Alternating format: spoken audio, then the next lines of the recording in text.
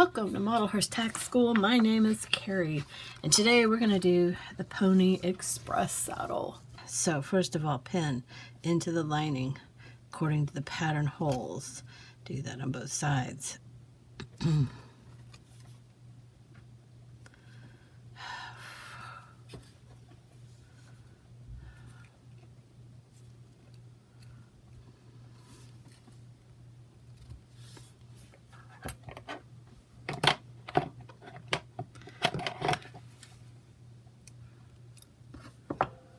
Alright, now we're going to glue. Don't glue to here. This area down here is open, so we're going to hold it like this, and then I want to glue from here all the way down to here.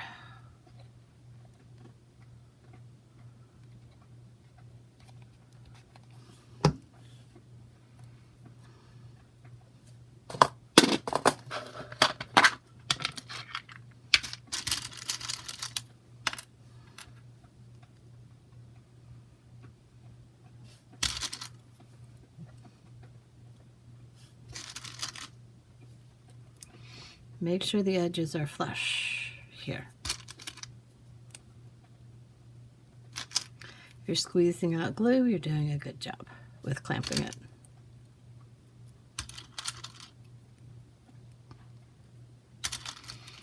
Let's see, we're keeping most of that open, but not all of it. Go ahead and put that aside to dry. If it's overnight, that's even better. A couple of hours is usually enough, but overnight would be even better because it would totally cure. So same thing here. I created these to be adjustable. Adjustable means we're going to put a buckle down here. This is a 1/4 inch lace buckle from Rio Rondo, 1/4 inch. Specifically, I designed these to use the 1/4 inch buckles.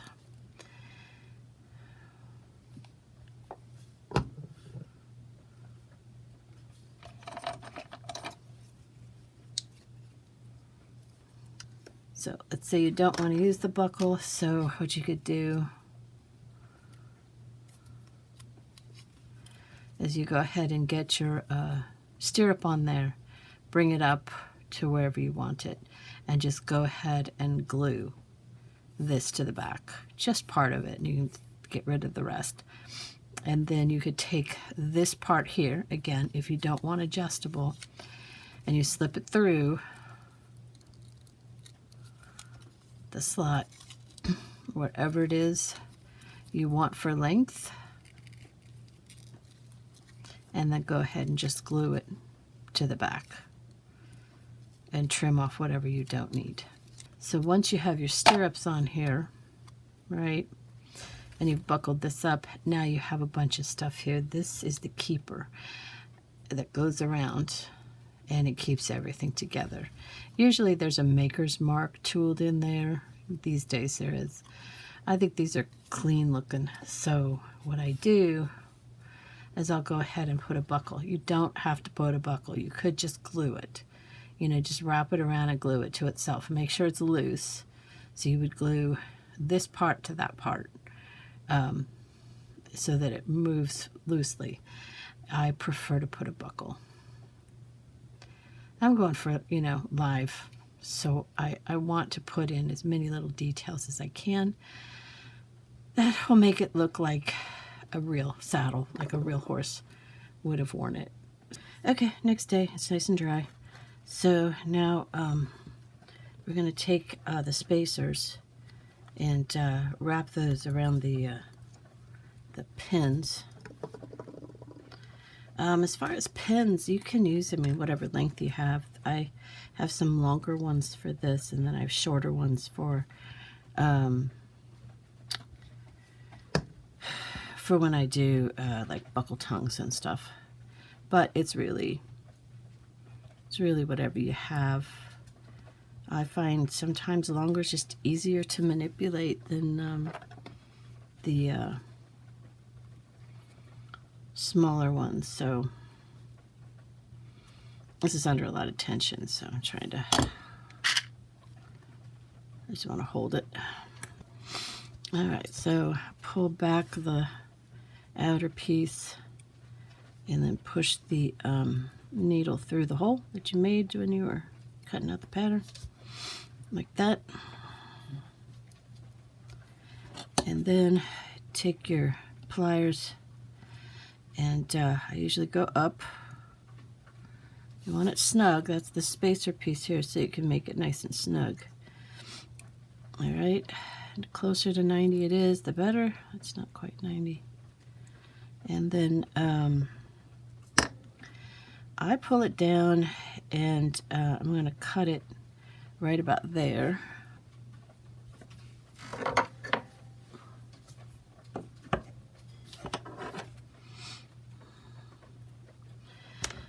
Cut it.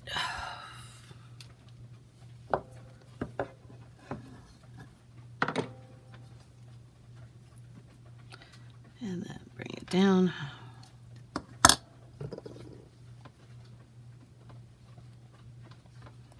There's other ways to make stirrups. This is just, I think, the least time consuming and the neatest. It looks. So now we're going to need to kind of shape them. So I'm going to hold it with that, and I'm going to take something that'll help me get a bell shape at the bottom while I push in the side. So pushing in the, I'll show you this way. Pushing down so I get that flattened and pushing in on the sides. And what we're hoping for is a bell shape.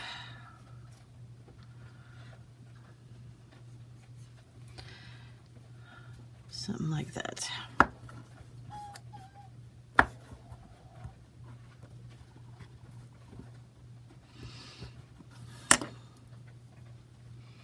It's not too bad. Okay, and then we're going to take our treads.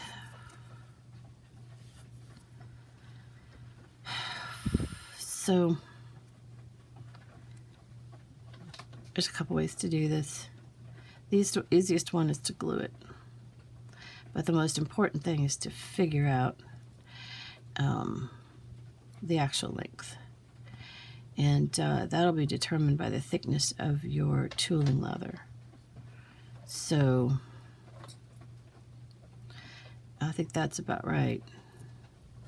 So I kind of have it finger pressed, and then I'm going to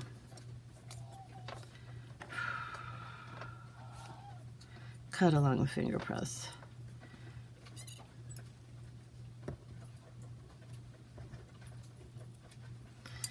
And I am going to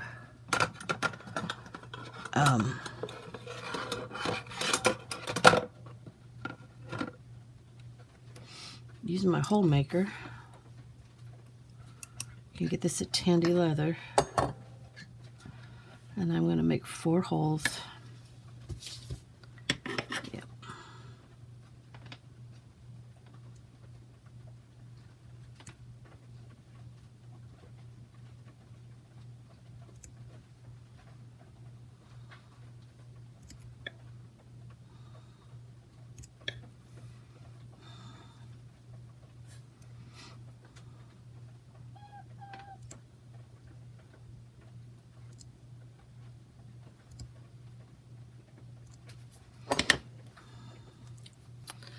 Okay, and this is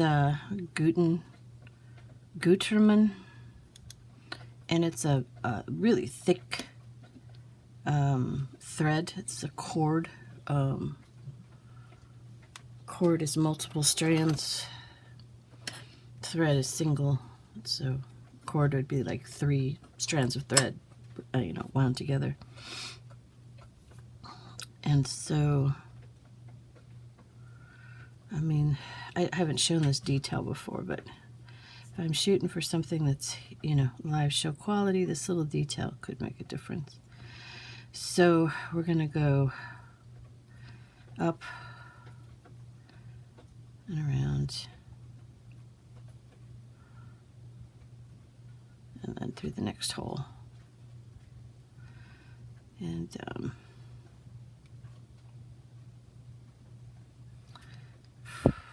this is where all your fingers come in handy. And I'm going to glue down the beginning thread so it doesn't unravel.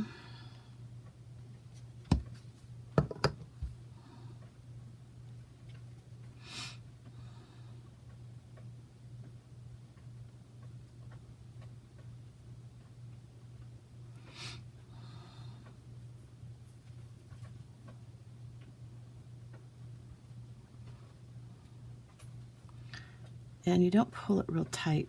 So we're kind of going diagonally here over the top and then over to the side.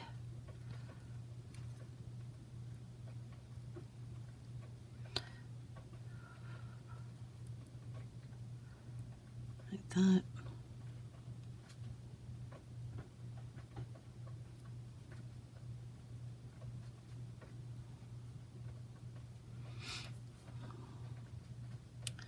And then last one, same hole straight across.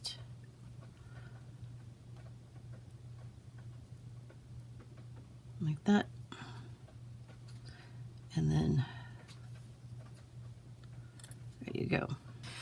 Okay, the standard way of doing these. Find out where they go.